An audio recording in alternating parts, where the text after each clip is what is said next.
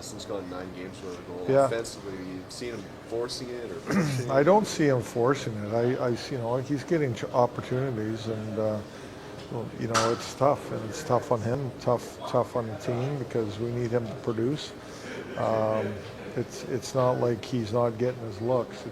They're not going in right now. He's just got to stick with it. And, I think he does a lot of other good things in the game. It's not just about scoring, but he'll come out of it. I have confidence in him, and sometimes you just got to get a greasy goal around the net. The spotlight inside Toronto's locker room turned suddenly toward the captain. Cameras rolled and reporters waited. Then Craig Berube, head coach of the Toronto Maple Leafs, delivered a blunt message about Auston Matthews. The comment spread across hockey media within hours. The team was already losing games, and Matthews had not scored in 9 straight. What Berube said next changed the tone around the Leafs. The moment happened after another difficult night for the Toronto Maple Leafs. The team had just lost 4-3 in a shootout against the New Jersey Devils. Toronto led the game 3 different times, but the Devils forced overtime and then won in the shootout. Jesper Bratt scored the deciding goal, while Devils goaltender Jacob Markstrom stopped both Toronto attempts. During the game, Toronto still produced offense. Matias Maccelli scored once. William Nylander added another goal. Matthew Knies also scored. Goaltender Anthony Stolarz faced heavy pressure and made 44 saves on 47 shots. But the Devils controlled long stretches of the game and finished with a 47-27 advantage in shots. The loss extended a rough stretch for the Toronto Maple Leafs. The team had not won in several games. Inside the arena, reporters gathered for the post-game press conference. Head coach Craig Berube stepped to the microphone and began answering questions about the team's performance. Soon the questions turned to the captain. Auston Matthews had gone 9 straight games without scoring a goal. The drought became a major topic because Matthews has built his career as one of the NHL's most reliable goal scorers. When reporters asked Berube about the situation, the coach responded directly. It is tough on him and tough on the team. We need him to produce. The comment moved quickly through hockey media and fan discussions. Berube explained that Matthews was still creating chances during games. The problem was that the puck was not going into the net. I don't see him forcing it. He is getting opportunities. It is tough. It is tough on him and tough on the team. The coach also said the chances were still there for the Leafs captain. It is not like he isn't getting his looks. They just aren't going in right now. Still, the lack of goals from the captain remained a major storyline around the team. And as the losing streak continued, the spotlight around Auston Matthews only grew stronger. The attention around the Toronto Maple Leafs did not stop with the scoring drought. Other issues began to build around the team at the same time. Injuries, roster decisions, and trade discussions all appeared during the same stretch of games. One major update came from the team's defense. The Maple Leafs announced that defenseman Chris Tanev would miss the rest of the season after undergoing core muscle surgery. The 36-year-old defenseman suffered the original injury on December 28. Doctors later decided surgery was necessary after recovery attempts did not fully resolve the problem. Tanev had played 11 games for Toronto before the surgery. During that span, he recorded 2 assists and a +8 rating. Team officials said he is expected to return before training camp in September. The loss of a veteran defenseman created another challenge for the Toronto Maple Leafs roster. At the same time, unusual lineup decisions began drawing attention before the Devils game. 3 players were suddenly scratched from the lineup: Scott Laughton, Oliver Ekman-Larsson, and Bobby McMann. Reporters quickly asked Craig Berube about the decision. The coach explained that the situation changed during the day. Things changed as the day went along. We held those guys out. Berube also described how the sudden lineup changes affected the team inside the locker room. It's tough. We want to win games. When you come to the rink and 3 important players aren't in the lineup, it is going to impact the guys. The scratches came during a period when trade discussions were increasing across the NHL. As the trade deadline approached, several teams were adjusting lineups while negotiations continued behind the scenes. Even with those circumstances, Berube pointed to the captain's effort during the Devils game. I thought our captain led the way in that department. He worked and competed. The coach also addressed whether the scoring drought was affecting Auston Matthews mentally. I don't sense it, I don't see it or hear it from him. Still, Berube acknowledged that extended scoring droughts can affect players internally. But anytime those scorers go a bit of time without scoring, it definitely weighs on him. That is human nature. Earlier in the season, Matthews himself spoke about the team's need for urgency during difficult stretches. I don't think concern is the right word. I just think we need more desperation, more fire. Matthews added another message about the team's approach moving forward. We know the position that we're in, and we need to be the more desperate team every single night. The comments reflected the situation facing the Toronto Maple Leafs. As the season continued, the team was searching for wins. The captain was still chasing his next goal, and the message from the coach had already spread across hockey media. It is tough on him and tough on the team. We need him to produce. What's your reaction to the addition yesterday,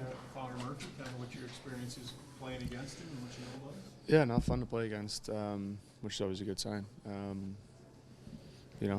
Just solid player. I think he can really help for sure.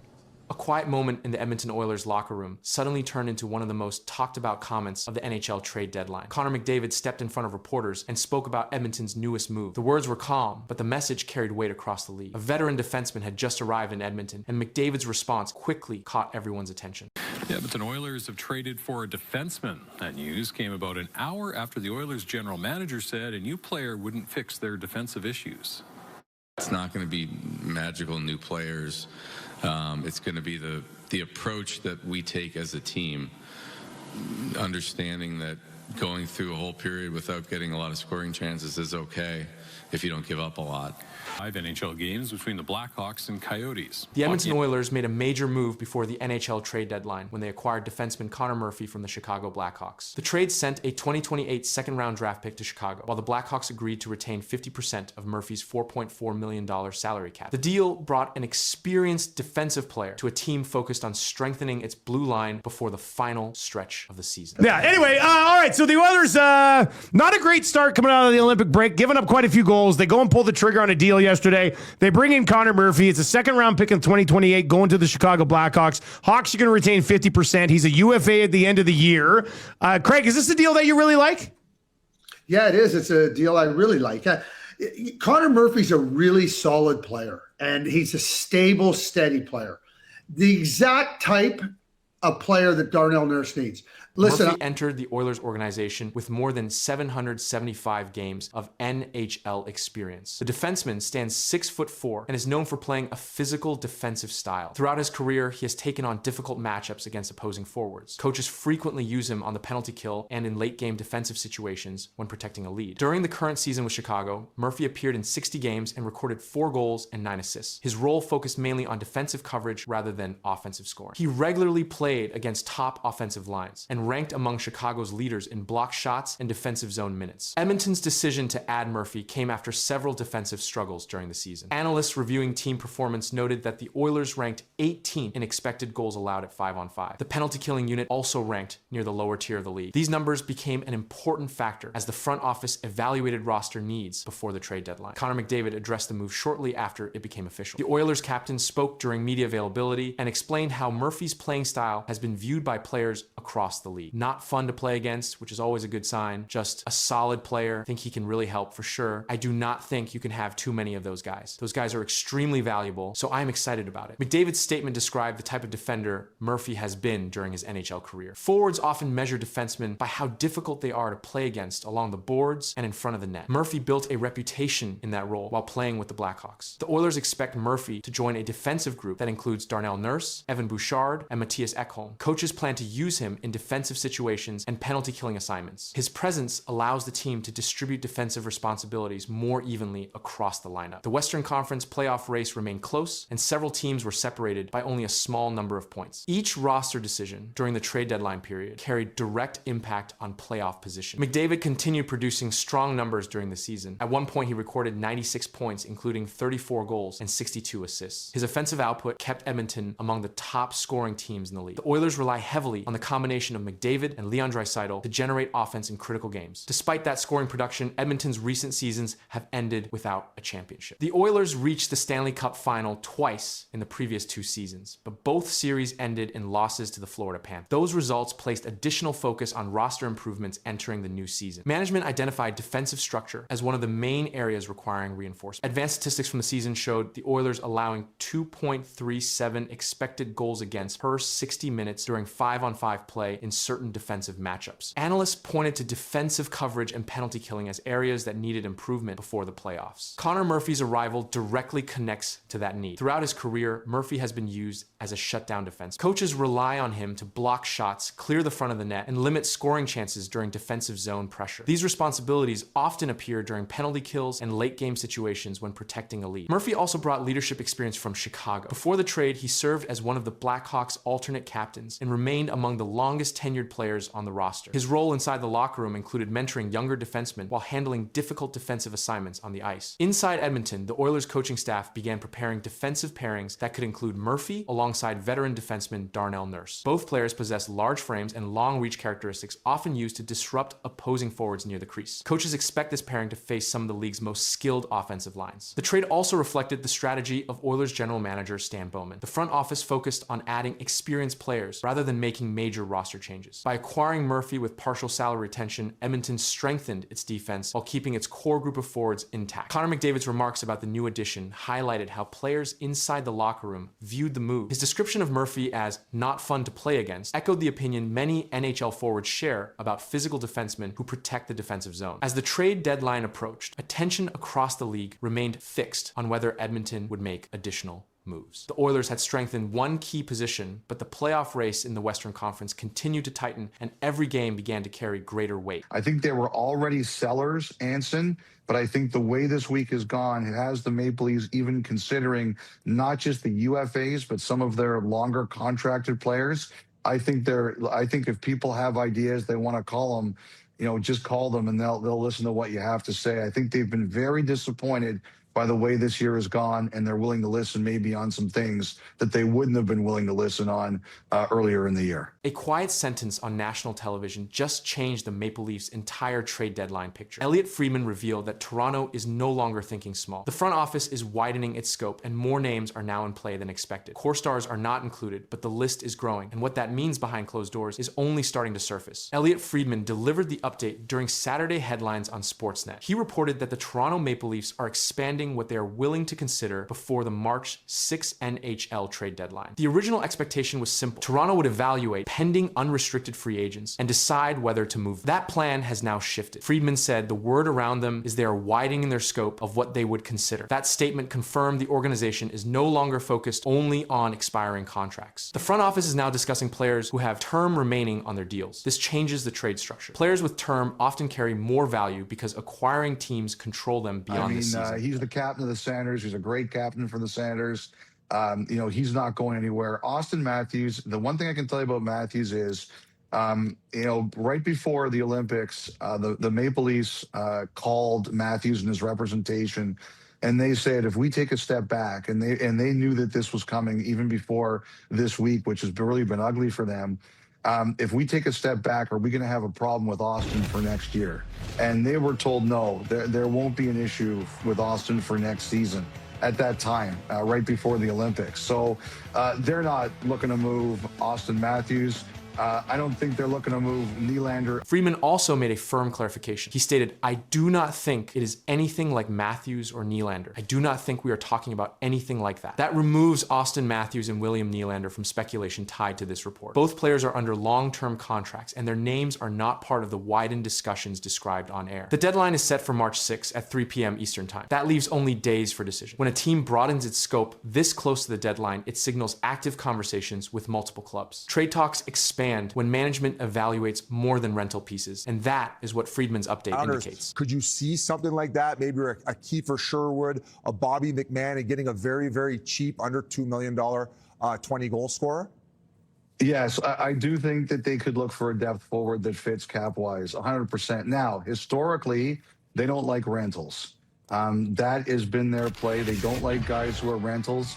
Sherwood would be a rental. McMahon would be a rental. One player discussed directly was Bobby McMahon. McMahon is a pending unrestricted free agent. Friedman said McMahon could go either way. He added that the fact McMahon remains with Toronto suggests no offer has yet met the team's expectations. That places his situation in a flexible category. He could stay or he could move, and no final decision has been reported. Friedman also mentioned defenseman Oliver Ekman-Larsson in relation to possible league interest. He said the Edmonton Oilers are looking at options on defense and at center depth. Ekman-Larsson is under contract beyond this season, which fits the widened scope Friedman described. It shows that teams are asking about players with control beyond one playoff run. This development comes while Toronto sits outside a strong playoff position. Recent losses have tightened the race in the Eastern Conference. Teams in that position often reassess strategy. Expanding trade discussions can serve two purposes. It can reshape the current roster, and it can also address longer-term salary structure. Defense discussions are part part of that picture. Friedman noted that Edmonton is looking for a right-shot defenseman or a third-line center. He linked Oliver Ekman-Larsson to league interests, pointing out that Ekman-Larsson has experience playing the right side. Ekman-Larsson is signed beyond this season and his contract status aligns with a broadened strategy. Morgan Rielly's name also surfaced during the segment. Rielly carries a no-movement clause in his contract, and that protection limits trade flexibility. Friedman said he was not certain whether Rielly had been formally discussed, but added that Toronto is considering more things. That statement reflects a wider evaluation of roster options, even if restrictions apply. The Maple Leafs general manager Brad Treliving now faces limited time. The NHL trade deadline remains fixed at 3 p.m. Eastern on March 6, and trades completed after that time are not permitted for postseason eligibility. That firm deadline increases pressure in the final days. Phone calls intensify and offers change quickly. Reports indicate Toronto has struggled since the Olympic break, which has influenced how the front office views its position. When results decline close to the deadline, management often studies whether to sell assets, retain players, or adjust long-term planning. Expanding discussions suggests a broader internal review. Players with expiring contracts still remain part of the process. Bobby McMahon's situation remains unresolved. Friedman's statement that McMahon could go either way shows no final direction has been chosen, and that flexibility can shift quickly if another team presents an offer that meets Toronto's valuation. This approach does not confirm a rebuild, and it does not confirm a blockbuster. It confirms activity. Friedman's on-air update establishes that Toronto is listening on more names than previously reported, and that includes players signed beyond this year. It excludes core stars such as Auston Matthews and William Nylander, and it places the organization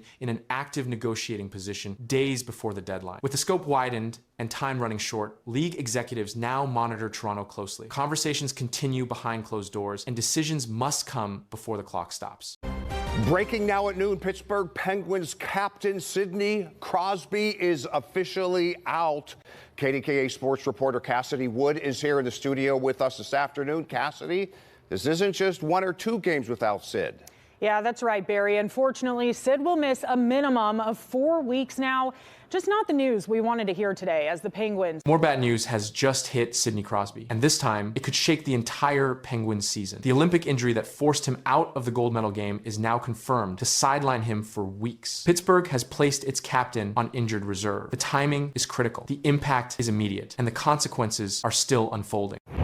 The Penguins return to the ice tomorrow after the Olympic break without Sidney Crosby. Crosby is out for at least 4 weeks.